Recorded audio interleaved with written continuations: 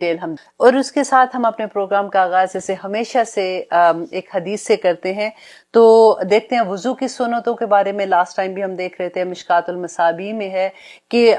حضرت ابو ہریرہ، ابن مسعود اور ابن عمر روایت کرتے ہیں کہ نبی صلی اللہ علیہ وآلہ وسلم نے فرمایا کہ جو وضو کرے اور اللہ کے نام سے اس کو شروع کرے وضو کرنے سے، تو وضو اس کے سارے جسم کو پاک کر دیتا. جو اللہ کا نام جیسے بسم اللہ الرحمن الرحیم پڑھ کے وضو شروع کرتا ہے تو اللہ سبحانہ تعالیٰ اس کے سارے اعضاء کو پاک کر دیتا. لیکن اگر جو وضو کرے اور بسم اللہ نہ پڑھے، بھول سکتا ہے نا، سننا ہے جیسے، تو کئی دفعہ ایسا ہوتا ہے کہ وہ اس کے دماغ میں نہیں رہتا، تو صرف وضو کے اعضاء جہاں پہ جو وضو کے اعضاء سے وہ وضو کرتا ہے صرف وہ پاک ہو. لیکن دیکھیے کہ سارے اعضاء جو پاک ہو جاتے ہیں تو ہمارے اندر کے اعضاء میں ہمارا دل بھی، دل کے اندر کتنی ایسے معاملات ہوتے ہیں جو ہم نے دل کے اندر رکھے ہوتے ہیں. اللہ سبحانہ تعالیٰ دلوں کے حال جانتا ہے. اس میں ہمارا دماغ بھی ہے جو پوری پلاننگ کرتا ہے. تو جب ہم وضو میں بسم اللہ الرحمن الرحیم سے اپنا وضو کرتے ہیں تو یہ ساروں چیزیں کے جو ہمارے اندر ہیں اور باہر ہیں سارے گناہ پاک ہو جاتے ہیں جو صغیرہ گناہ ہوتے ہیں. اور آگے دیکھیے کہ اللہ سبحانہ تعالیٰ، دیکھیے اتنی ان کی فضیلت ہوتی ہے کہ جب ہم ایسی چیزیں پڑھتے ہیں نا، تو کئی دفعہ ہوتا ہے کہ ہم نے جب حدیث سنی ہوتی ہے، ایک دو لوگوں سے میری بات ہوئی جب میں نے یہ حدیث پڑھی تھی، تو انہوں نے کہا کہ لکھا ہوا تھا کہ بسم اللہ، تو ہم صرف بسم اللہ تک ہی رک جاتے ہیں، تو ہم بسم اللہ کر کے تو پھر وضو سٹارٹ کرتے. تو آپ نے پوری بسم اللہ پڑھنی ہے. دیٹ مینس کہ جب کہتے ہیں نا کسی کو کہ بسم اللہ پڑھنی ہے تو اس کا مطلب یہی ہوتا ہے کہ آپ نے پوری بسم اللہ الرحمن الرحیم تک پڑھنا ہے. اور ایک اور حدیث آتی ہے کہ ابو رافع بیان کرتے ہیں کہ جب رسول اللہ صلی اللہ علیہ وسلم جب بھی وضو کرتے تھے تو جو انہوں نے انگوٹھی پہنی ہوتی تھی نا، وہ اس کو ہلا کے، تو وہ پانی جیسے تاکہ اندر تک اچھے سے چلا جائے، تو وضو میں انگوٹھی کو ہلانا فرض ہے، سنت نہیں ہے. ایسے نہیں ہے کہ اس کے بغیر وضو ہو جاتا ہے، کیونکہ سنت میں اس لیے آپ کو کہتی ہوں کہ سنت کرے تو بہت ثواب ہے، نہ کرے تو پوچھ نہیں ہے نا. ایسا نہیں ہے کہ وضو کمپلیٹ نہیں ہوگا، لیکن انگلی میں اگر انگوٹھی آپ کی ٹائٹ ہے تو اس کو آپ ہلا کے پوری طرح سے پھر وضو. تو اللہ سبحانہ تعالیٰ ہمیں توفیق عطا کرے کہ ہم نبی صلی اللہ علیہ وسلم کی سنت پہ عمل کرنے والے بنے. آمین ثم آمین. تو آئیے اب دیکھتے ہیں ہم سورۃ المائدہ کی آیت نمبر 89 میں اللہ سبحانہ تعالیٰ ہمیں کیا حکم دے رہے ہیں کہ لا یؤاخذکم اللہ، کہ نہیں مواخذہ کرتا تمہارا اللہ باللغوی، لغو پر، فی ایمانکم، تمہاری قسموں پر. تو جو قسمیں تم نے لغو کھائی ہیں، لغو کن کو کہتے ہیں کہ جو عادتاً ایسے ہی بعض دفعہ، کیونکہ عرب کے جو لوگ تھے نا، ان کی یہ عادت ہوتی تھی کہ وہ ایسے ہی جیسے بات کرتے ہوئے واللہ واللہ ایسے بات کرتے ہیں نا، تو اس طرح سے قسم ہوتی تھی. ان کے دل سے ایسا نہیں ہوتا تھا کہ وہ جان بوجھ کے وہ قسم کھاتے ہیں. تو یہاں پہ اللہ سبحانہ تعالیٰ یہ کیوں کہہ رہے ہیں؟ لاسٹ ٹائم ہم نے اپنی کلاس میں کیا پڑھا تھا کہ اللہ سبحانہ تعالیٰ نے کہا کہ حلال اور حرام کے بارے میں ہم نے بڑی ڈیٹیل میں پڑھا تھا کہ لوگ ایسے ہیں جو اپنے اوپر حلال کو حرام کر لیتے ہیں، تو پھر اس کے بارے میں وہ پریشان تھے. کہ اب اس کے بارے میں یہ آتا ہے کہ حضرت ابن عباس بیان کرتے ہیں کہ جب یہ آیت نازل ہوئی کہ اے ایمان والو، تم ان پسندیدہ چیزوں کو حرام قرار نہ دو جن کو اللہ سبحانہ تعالیٰ نے تمہارے لیے حلال کر دیا. تو جن مسلمانوں نے اپنے اوپر عورتوں اور گوشت کو حرام کر دیا تھا، انہوں نے کہا کہ یا رسول اللہ، اب ہماری ان قسموں کا کیا ہوگا جو ہم کھا چکے؟ تو اللہ سبحانہ تعالیٰ نے یہ آیت نازل کی کہ تمہاری جو لو قسم کی غلطی سے اور اپنی عادتاً تم قسم کھاتے ہو، وہ اس پہ تمہاری پکڑ نہیں ہوگی. لیکن کیا ہوگا؟ یؤاخذکم، وہ مواخذہ کرے گا تمہارا، بما، اس پر، جو عقدتم، جو مضبوط باندھی تم نے، ایمانا، قسمیں. لیکن جو قسمیں تم نے پکی اپنے جان بوجھ کے اپنے ارادے کے ساتھ کھائی ہیں، اس پہ تمہارا مواخذہ ہوگا. اور اس کے بعد انہوں نے کہا کہ جن مسلمانوں نے عورتوں کے لیے، گوشت کے لیے، یا پھر وہ ہم نے حدیث پڑھی تھی کہ میں پوری رات حضور صلی اللہ علیہ وسلم کی وائف کے پاس گئے تھے، تو ازواج مطہرات سے انہوں نے جا کے پوچھا تھا کہ ہم نبی صلی اللہ علیہ وسلم میں گھر میں وہ کیسی عبادت کرتے ہیں، وہ کیا کرتے. تو جب انہوں نے بتایا تو انہوں نے کہا کہ خدا کی قسم، یہ تو بخشے ہوئے ہیں اور اللہ سبحانہ تعالیٰ کے محبوب ترین بندوں میں سے ہیں، تو ہم تو اتنے گناہ گار ہیں. تو ایک نے کہا کہ میں تو ساری عمر اب شادی نہیں کروں گا، میں ان جھنجھٹوں میں نہیں آؤں گا کہ شادی کروں، بچے ہوں، پھر میں ان میں مصروف ہو جاؤں، میں اپنا سارا وقت جو ہے وہ عبادت میں لگا دوں گا. اور دوسرے نے کیا کہا تھا کہ میں ساری رات قیام کیا کروں گا، میں سوؤں گا ہی نہیں. اور تیسرے نے کہا کہ میں روزے رکھتا رہوں گا ساری عمر تاکہ میں اپنے رب کو راضی کروں. تو نبی صلی اللہ علیہ وسلم نے ان کو پھر کیا کہا تھا کہ خدا کی قسم میں تم سے سب سے زیادہ تقوی، تو میں جاگتا بھی ہوں، میں سوتا بھی ہوں، میں نے شادی بھی کی ہے اور میں روزے رکھتا بھی ہوں، نفلی روزوں کی بات تھی، اور میں چھوڑتا بھی ہوں. تو یہاں پہ وہی صحابہ کے بارے میں ہے کہ جب انہوں نے قسم کھائی تھی کہ انہوں نے کہا کہ خدا کی قسم ہم ایسے اب کیا کریں گے، تو اس پہ یہ ہوا کہ تو وہ ان لوگوں نے جنہوں نے یہ قسم کھائی تھی، تو اس آیت میں اللہ سبحانہ تعالیٰ نے اس کا حل بھی بتا دیا. آپ دیکھتے ہیں وہ حل کیا تھا کہ اللہ سبحانہ تعالیٰ کہتے ہیں وہ جو تم نے قسمیں کھائی ہیں جان بوجھ کے اس پہ مواخذہ ہوگا، وہ کفارہ تو ہو، اور اس کا کفارہ ہوگا. تو یہاں پہ بیسیکلی اس آیا میں ان لوگوں نے جنہوں نے قسمیں کھائی تھی اس کے کفارے کے بارے میں آ گیا کہ دیکھو اس کا کفارہ ادا کر دو اور پھر تم وہ کام کرو. کفارہ کس کو کہتے ہیں کہ جیسے کسی چیز کو کافرہ سے ہے نا، کافرہ کا مطلب ہوتا ہے ڈھانپ دینا، کہ جب ہم قسم کھاتے ہیں اگر ہم توڑیں گے تو گناہ ہوگا، تو اب جو گناہ کو کور کر دیتا ہے وہ کفارہ ہے. اور انشاءاللہ آج ہم اس کے بارے میں بھی ڈیٹیل میں پڑھیں گے. اب ہمارے پاس ایک چیز آتی ہے، ہم ذہن میں سوچتے ہیں کہ پھر قسم کے بارے میں دیکھیں بعض لوگوں کی تو ایسی عادت ہوتی ہے قسم کھا لیتے. ایک چیز آپ یہاں پہ غور سے سن لیجئے کہ جو جھوٹی قسم کھاتا ہے نا، جھوٹی قسم جو ہے وہ حرام ہے، جھوٹی قسم حرام ہے. جیسے ہم کہتے ہیں نا ہم سور کا گوشت کھانا حرام ہے، شراب پینا حرام ہے، یہ سارا اسی طرح سے جھوٹی قسم کھانا حرام ہے. آپ بخشش نہیں ہے جب تک آپ توبہ نہ کریں. اب دیکھیں کفارہ جو ہے نا یہ ان قسموں کا ہے جو ابھی ہم پڑھیں گے کہ جو اگر آپ نے ایسے قسم کھا لی تھی، آپ کا آپ کو اب سمجھ نہیں آ رہی کہ میں نے تو اپنے قسم کھا لی تھی. قسم کیا ہوتا ہے؟ عہد ہوتا ہے نا کہ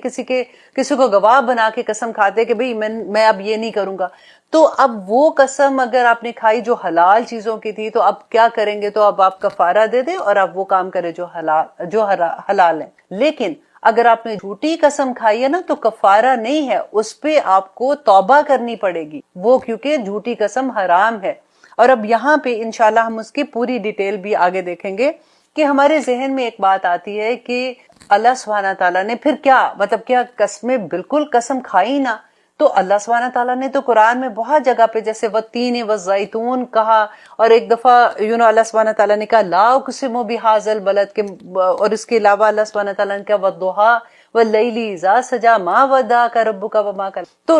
بہت دفعہ آپ یہ دیکھیں گے کہ اللہ سبحانہ تعالیٰ نے تو قرآن میں قسم کھائی ہے خود سے، اور یہاں تک کہ نبی صلی اللہ علیہ وسلم کو حکم دیا کہ آپ قسم کھائیں. اور اس کی دلیل کیا ہے کہ سورہ یونس میں اللہ سبحانہ تعالیٰ کہتے ہیں وہ آپ سے پوچھتے ہیں کہ کیا واقعی وہ عذاب جو آنا وہ برحق ہے؟ تو آپ کہہ دیجئے ہاں میرے رب کی قسم وہ برحق ہے اور تم اس کو عاجز کرنے والے نہیں ہو. تو یہاں پہ اللہ سبحانہ تعالیٰ نبی صلی اللہ علیہ وسلم کو کہتے ہیں کہ آپ ان کو کہہ دیجئے کہ خدا کی قسم. اور پھر دیکھیے سورت اس کے علاوہ آتا ہے سورت سبا میں. سورت سبا میں آتا ہے کہ اللہ سبحانہ تعالیٰ فرماتے ہیں اور کافروں نے کہا کہ ہم پر قیامت نہیں آئے گی. آپ صلی اللہ علیہ وسلم کہہ دیجئے کہ میرے رب کی قسم، عالم الغائب کی قسم، اور وہ ضرور آئے گی. اب دیکھیے یہاں پہ بھی نبی صلی اللہ علیہ وسلم کو اللہ سبحانہ تعالیٰ کی قسم کھائے. اب پھر نمبر 3 یہ ہے کہ کافروں نے اپنے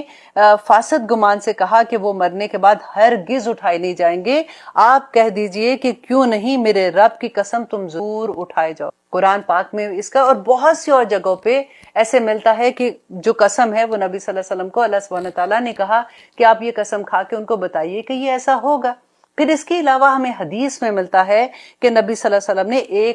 ایک حدیث میں آتا ہے کہ وہ 3 بار قسم کھائی. اور اکرمہ بیان کرتے ہیں کہ رسول اللہ صلی اللہ علیہ وسلم نے فرمایا کہ اللہ کی قسم میں ضرور قریش کے ساتھ جنگ کروں گا. پھر فرمایا کہ اللہ کی قسم میں ضرور قریش کے ساتھ جنگ کروں گا. اور پھر تیسری مرتبہ بھی کہا کہ اللہ کی قسم میں ضرور قریش کے ساتھ جنگ کروں گا. اور پھر اس کے بعد فرمایا کہ انشاءاللہ. تو نبی صلی اللہ علیہ وسلم نے حدیث سے بھی ثابت ہوتا ہے. پھر اس کے علاوہ دیکھیے کہ نبی صلی اللہ علیہ وسلم نے فرمایا اے امت محمد اللہ کی قسم اگر تم وہ چیزیں جان لو جو میں جانتا ہوں تو تم کم ہنسو اور تم زیادہ رو. اور اس کے علاوہ دیکھیے ایک اور حدیث میں آتا ہے کہ نبی صلی اللہ علیہ وسلم نے ترک دنیا کرنے والے صحابہ کو بھی فرمایا تھا کہ سنو خدا کی قسم میں تم سے زیادہ اللہ سبحانہ تعالیٰ سے ڈرنے والا اور متقی ہوں. اور ابو طالب جو تھے ان کی وفات کے وقت میں نبی صلی اللہ علیہ وسلم نے یہ کہا تھا کیونکہ وہ استغفار کر رہے تھے نا ان کے لیے، تو نبی صلی اللہ علیہ وسلم نے کہا کہ اللہ کی قسم میں آپ کے لیے اس وقت تک استغفار کرتا رہوں گا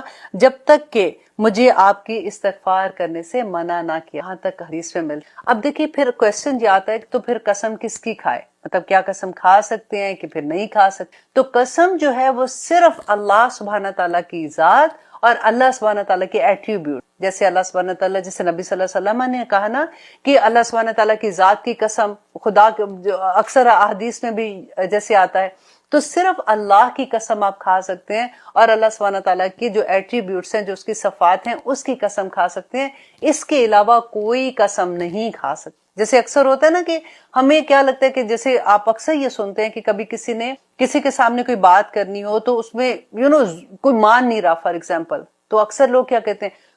میں خدا کی قسم کھاتا ہوں، اور اگر تمہیں یقین نہیں آتا نا تو میں اپنے بچوں کی قسم کھا کے یہ بات کہتی ہوں۔ وہ یہ لگتا ہے کہ اللہ سبحانہ تعالیٰ کی قسم تو معمولی سی بات ہے، تو نہیں، میرے بچوں کی قسم کھا کے میں تمہیں کہتی ہوں یہ چیز ایسے ہم نہیں کھا سکتے۔ حضرت عمر سے ایک دفعہ یہ ایک حدیث میں آتا ہے کہ کسی جگہ پہ تھے حضرت عمر، تو انہوں نے قسم کھائی اپنے باپ کی، جیسے قسم کھا کے انہوں نے کہا کہ مجھے میرے باپ کی قسم، تو نبی صلی اللہ علیہ وسلم نے دور سے ان کو پکار کے کہا کہ اے عمر، اللہ سبحانہ تعالیٰ نے آباء و اجداد کی قسم کھانے سے منع کیا ہے، تو صرف اللہ کی ذات کی قسم کھا سکتے ہیں، اس کے علاوہ کوئی۔ اب دیکھیے کہ قسم کھانا، اب کھاتے کیسے کھاتے ہیں، جیسے ہم نے پڑھا نا حلال اور طیب کی بات پہلے پڑھی تھی، تو جب ہم حرام اللہ نہ کرے کوئی کھائیں گے، اب جھوٹی قسم تو حرام ہے، اور اگر ہم جھوٹی قسم کھاتے ہیں تو وہ حرام ہوگا، کیونکہ کھانے میں اگر آپ پیٹ میں کوئی چیز ڈالتے ہیں تو پھر کیا ہوگا، حرام کھائیں گے تو پھر غلط ہوگا نا، پھر تو آپ کو سزا ملے گی۔ اور پھر نبی صلی اللہ علیہ وسلم نے کیا بتایا تھا کہ اس کی دعائیں قبول نہیں ہوتی جس کے پیٹ میں حرام ہوتی۔ اب پھر اگر ہم کوئی غلط چیز کھا لیتے ہیں تو اس کے بعد ہمارے پیٹ میں درد ہوتی ہے، اگر درد ہوگی تو پھر کیا ہوگا، آپ ڈاکٹر کے پاس جائیں گے تو وہ ٹیکا لگائے گا، دوائی دے گا کڑوی۔ تو اس لیے کوئی بھی اینی تھنگ جو غلط ہوگی، جو طیب نہیں ہوگی، اس کو بھی ہم کھا نہیں سکتے، کیونکہ اللہ سبحانہ تعالیٰ نے تو اب لاسٹ ہم نے پڑھا تھا نا کہ حلال طیب کی بات کی کہ تم کیا کرو گے،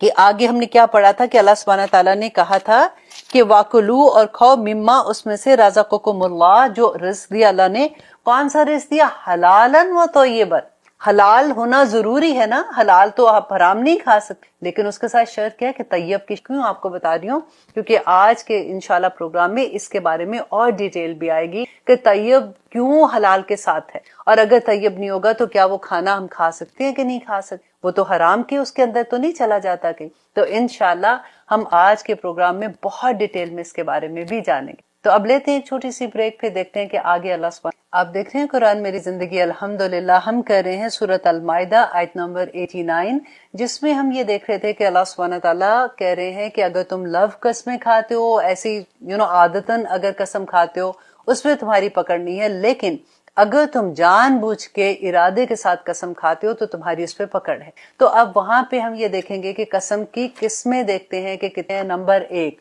یہ کہ قسم کی 5 قسمیں ہیں، کہ ایک واجب قسم، اور ایک مستحب، اور مباح، اور مکروہ، اور حرام۔ اور واجب کون سی ہے؟ کہ واجب یہ ہے کہ اس وقت اگر آپ قسم نہ کھائیں گے تو آپ کو گناہ ہوگا، اور وہ کون سا موقع ہوگا کہ اگر فار ایگزامپل جب کسی بے قصور مسلمان کو قتل یا ہلاکت سے بچانا قسم کھانے پر موقوف، تو اس وقت وہ قسم کھانا واجب ہو جاتا ہے، مینز کہ اگر آپ وہ قسم کھاتے ہیں تو آپ کو ثواب ہے، اور اگر آپ نہیں کھاتے تو آپ کو گناہ ملے۔ اب مستحب کون سی قسم ہوتی ہے؟ کہ وہ کام جو آپ اگر قسم کھاتے ہو تو ثواب ہے اور نہ کرو تو گناہ نہیں ہے۔ مثلا یہ کہ جب 2 مسلمانوں کی آپس میں کوئی رنجش، اور اس کی رنجش کو دور کرنا آپ کے قسم کھانے پر موقوف ہے، تو پھر اگر آپ کھا لیتے ہیں، قسم کھاتے ہیں، تو آپ کو اس کا ثواب ہے، اور اگر نہیں کھاتے تو آپ کو گناہ نہیں ہے۔ اور دوسرا یہ ہوگا کہ نمبر 1 یہ صلح۔ اب دیکھیں یہ معاملہ آ جاتا ہے کیونکہ کئی دفعہ یہ ہوتا ہے کہ فیملی میں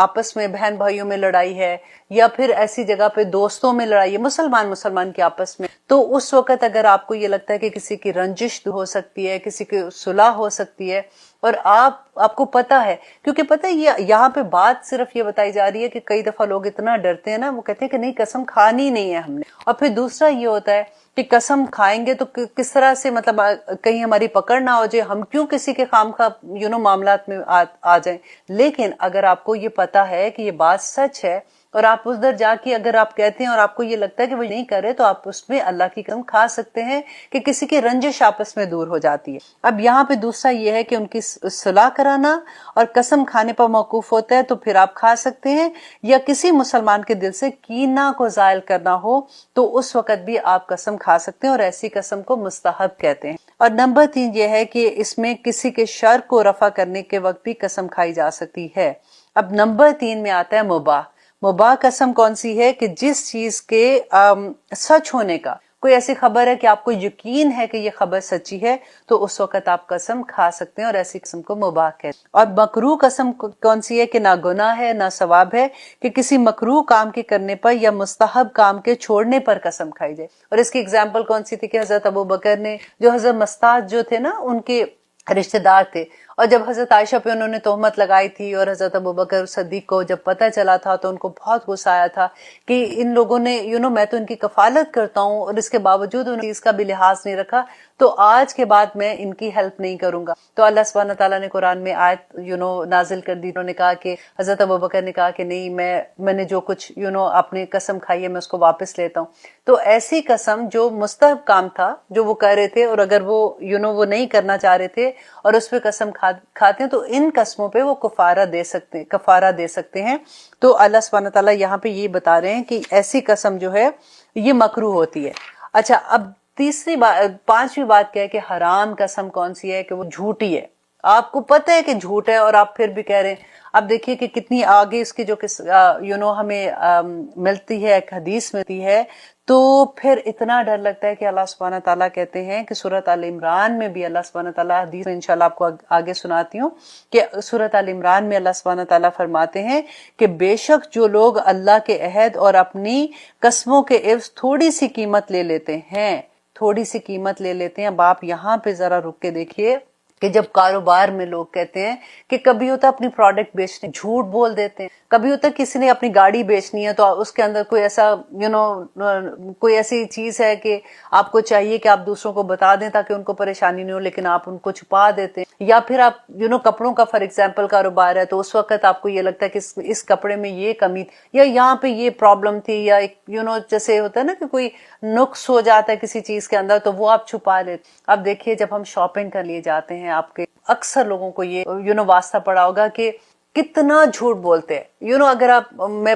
لاہور کی بات ہی کروں کہ ہم پٹھانوں کی جب مارکیٹ میں جاتے ہیں اور وہاں پہ جا کے ہم سامان خریدتے ہیں تو وہ کپڑا کیونکہ کھلا ہوتا ہے تو وہ کیا کہتے ہیں، باجی یہ قیمت ہی نہیں ہے، باجی یہ تو اس قیمت پہ مجھے نہیں ملا، میں آپ کو کیا دوں، اور کئی دفعہ پھر اس سے بھی کم قیمت، اور جان بوجھ کے مطلب مال بیچنے کے لیے اتنے بڑے بڑے بولتے ہیں۔ یہ تو چھوٹے لیول کی میں بات کر رہی ہوں نا، بڑے بڑے لیولز پہ جاتے جائیں کہ کس طرح سے ہم کاروبار میں اس طرح سے غلطیاں کر دیتے ہیں۔ کاروبار تو اپنی جگہ، اگر گھر میں بھی جیسے گاڑی کسی کو بیچنی ہے یا کوئی ایسی چیز کرنی ہے تو یہ بات آپ غور سے سن لیں کہ اللہ سبحانہ تعالیٰ اس کے بارے میں کیا کہتے ہیں، کیونکہ یہ جھوٹ بول کے ہم چیز کرتے ہیں نا، کہ وہ لوگ جو اللہ کے عہد، اللہ کا عہد تو وہی ہے جو ہم نے لا الہ الا اللہ محمد رسول اللہ، اللہ سبحانہ تعالیٰ کے ساتھ عہد کیا، اور پھر اس کے بعد ہم اللہ کی نافرمانیاں کر پھرے اور ہمیں لگے کہ ہمیں کوئی پوچھنے والا نہیں، اور دوسرا وہ کہ اپنی قسموں کے عوض تھوڑی سی قیمت لے لیتے ہیں، کہ قسم کھاتے ہیں اور